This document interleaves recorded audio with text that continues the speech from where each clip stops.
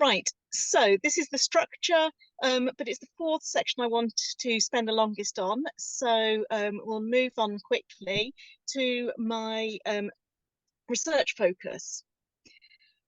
Sorry. So my that's the one. My literature review.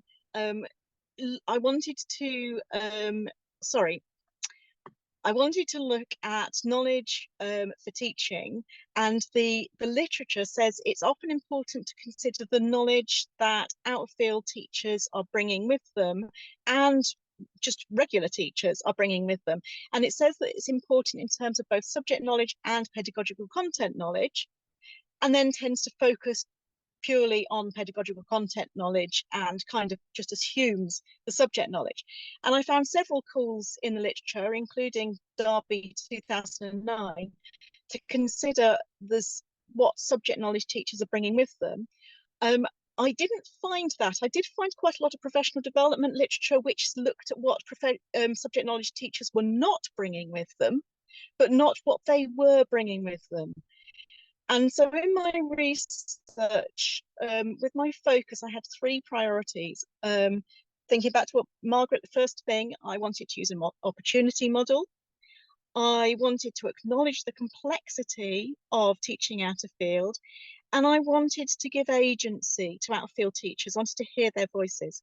So in order to do this, I employed two conceptual frameworks, one for maths and one for out of field. So if Linda clicks on the maths framework, I created for this thesis through my literature review, and it has two dimensions. So along the top there, you can see the philosophical dimensions. I was looking at the epistemology, sorry, the ontology, epistemology, and axiology. And so what people think is the nature of mathematics, what it means to know maths, how we learn, how we come to know maths, and then for doing, it's why we do maths. And then the second dimension is different forms of maths. So a lot of boundary work has been done looking at the boundary work out-of-field teachers do between different fields, but what I didn't want to do was assume homogeneity within a field, and that there are different elements, different forms of mathematics within mathematics. And so I came up with those forms. They are slightly problematic, but they did me for this piece of work. And if Linda clicks on, you can see I have populated each of those cells, sort of summarized what the maths education and the maths literature was telling me about how people conceptualize maths. So what I basically wanted to do here was get a really lovely, complex, heterogeneous conceptualization of maths. So maths, that's what it's really difficult to define. And then if we move on, Linda will recognize this. I also wanted a conceptual framework for teaching out of field, and I used the Victorian definition for teaching maths out of field, and I used it in two different ways. So if you click on again, the first way I used it was to define myself as an out of field teacher, and I took 3 stages in my career. That you can see there. So I started out as a history teacher doing a little bit of maths. I was a head of maths, and then I got a degree in maths. And so you can see how I positioned myself. I did this for 2 reasons. One was for my positionality, but the other was just to test the appropriateness of this model for this thesis, checking that it provided an opportunity model, that it recognized the complexity of teaching out of field, and it gave out of field teachers voice. And I believe that it does so. So I then used it, if we can click on, to introduce my participants. And obviously I introduced my participants in different ways, but this is one way in which I introduced them. And it also helped me to identify appropriate participants. So for example, 1.3 and 3.2 were particular elements that I wanted. Oh, and 1.2 you can see is consistent as well. And then just before I go into my findings, if we click on just a couple of comments on my research design. So I'm using here Crotty's model of research design to define what I did. So this is within a constructionist epistemology, seeking to explore and construct meaning, not to find or generalize. It's critical because I'm looking at how power is situated at the boundaries between, but more importantly, within subjects. And it's complex because it's constantly and symbiotically producing, reproducing, constructing, reconstruction. And then I use the bricolage because I wanted to be open and flexible to all forms of knowledge production. So on Crotty's model, I've put down the main methodology and methods that bricolage led me to. But on the right is how I define the bricolage. And I think the bricolage is particularly appropriate because outfield teachers are intellectual bricoleurs. They use the knowledge that's to hand for them. And then just one final theoretical foundation to note. I use Bernstein's theories, two of them: recontextualization, that is how knowledge moves across boundaries, and the classification of knowledge. So in England, we have a very strong collection code. So there are very strong boundaries between, and as I feel, within subjects too. But let's move on to my findings. So, see, this one wasn't designed for me to be doing. Next slide, please. Don't click on yet. So I haven't got time to go fully into my data analysis, my discussions, and include conclusions in depth. Unfortunately, I wish I did because, well, I find them fascinating. But instead, I have selected a small number of extracts which highlight some interesting work that participants are doing at boundaries between, sort of within maths. So let's start with their ontology, how they come to know maths. I used Ernest's conceptualization of maths as absolutist or fallibilist, discovered or constructed. Now, half of participants made a statement along the lines of this one here that's on the screen now. All were pretty clear that maths is about getting right or wrong answers. A conceptualization of maths as having a single correct solution represents the form of maths I call school maths in my thesis. So, however, if you just click on Linda, here we can see Emil talking about the, oh, click again.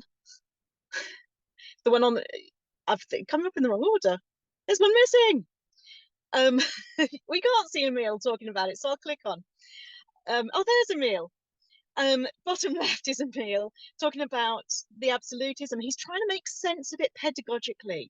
So he's coming with this absolutist idea of maths, but he's trying to make sense of it pedagogically. So he's traversing that boundary from school to pedagogical maths.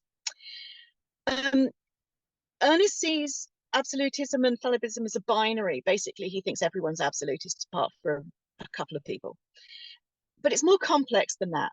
And Pete and Claire on the right are my music and theology specialists. They articulated what they think about and explore the complexity of fallibilism and absolutism. So I concluded on ontology by suggesting that participants had a dominant absolutism with a complex mix of fallibilism, and that the form of maths that they were thinking about was school maths, as in Emil's second quote. It was definitely seen through the eyes of the students. So we can move on, and you can click onto the first quote, Linda. I came to a similar conclusion for epistemology, that when participants thought about learning maths, they were thinking about school maths, and again, they were thinking about school maths through the eyes of the learner, such as this quote from Zoe. In the case of their epistemology, though, they were thinking a lot more about themselves as learners of maths and about themselves as learners of school maths. So in my interviews, my first question was usually to ask participants to describe themselves as learners of maths. And all but two of them talked exclusively about school maths. And the only two exceptions was Pete, who started with a sentence saying, I learned about shapes when I was little. And then from that, he jumped straight to the age of 16. Liz mentioned how she used to play with bricks rather than dolls. Now that's interesting. All participants talked about learning maths in terms of fixed ability, and Liz was not the only one to bring in gender into this. Genes were also mentioned a lot, especially how good your parents were at maths. The notion that you either have maths ability or you don't was rife. So if you can just click on, because there are two more extracts coming up here, and there are two more examples of this. But I picked them because they demonstrate something else as well. There was a strong social element of learning maths evident in all participants' responses. Now, these were the two oldest participants. Claire was in her 60s, John was in his 50s. And when I asked them about learning maths, they both brought to mind immediately the name of the person they sat next to in maths lessons decades ago. So learning maths seemed to be a social activity. It was also an emotional learning activity. And for most participants, the emotions were at the boundary between school and pedagogical maths, thinking about how to recontextualize their own emotions as a learner of school maths to the new context where they had to use pedagogical maths. And again, the musician Pete, he stood out as expressing emotion about the maths itself. And these four extracts, if you can click them on, are my favourites from many I could have chosen from him as he worked through 5 questions. That was one of my data elicitation tools. There was, is that, I can't see that yet, is that coming? Here they go.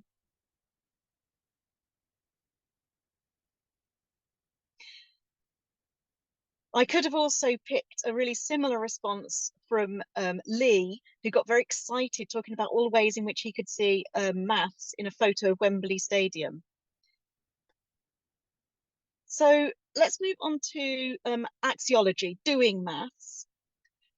What participants considered the reasons for why we do maths, I found the hardest to access. The literature suggested 3 reasons, albeit complex and entwined reasons. We do maths because it's functional, we do maths because it's beautiful, we do maths to get qualifications. And this extract from Nick is illustrative of quite a few comments that participants made, that they try to make maths relevant for their students. Doing maths because it's functional fitted with how I defined everyday maths in this thesis. But participants weren't actually really talking about everyday maths in my interpretation. And if you can click on again, hopefully you get the one in the top right, John, because this is a senior leader who was being very honest. If he made connections to everyday maths, it was purely to get his students a qualification. In fact, several participants actually questioned whether the maths they taught in school really is functional.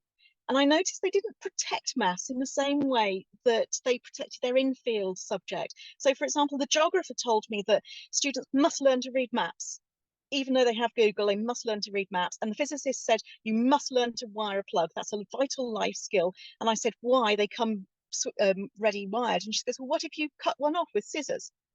But several participants made comments like this one from Emil, that we seem to teach a lot of maths that the tech could do for us, and they question why we teach that. Emil also contributed one of the very few comments that could be interpreted as valuing doing maths for its own intrinsic value. But basically, participants kept coming back to comments like John's. It was all about the exams. I have played in my thesis with thinking about this as a part of doing maths for personal fulfillment. So passing exams is one aspect of the success that all participants expressed a very strong desire for their students to achieve. But these last 3 extracts suggest to me that there's another aspect to personal fulfillment too, and I've called that maths for personal growth. So just learning maths in itself just makes you feel good about yourself. It makes you feel like a better person. And that is like pride in, for example, knowing your times table or being able to solve quadratics. But no, even these examples which my participants gave, they are all about school maths. So I went back to the conceptual table that I constructed in the literature review and looked at sort of where conceptually my participants were doing their work. And I built a new table, which is the next slide, which is similar to it, uses the same structure, but it considered the boundaries within maths where participants in this study appeared to be doing their recontextualization work. And I will leave it there. There's a finishing slide next, Linda, and then there's my references. If you just want to click through to those, that they're captured by the video. And then that's me done.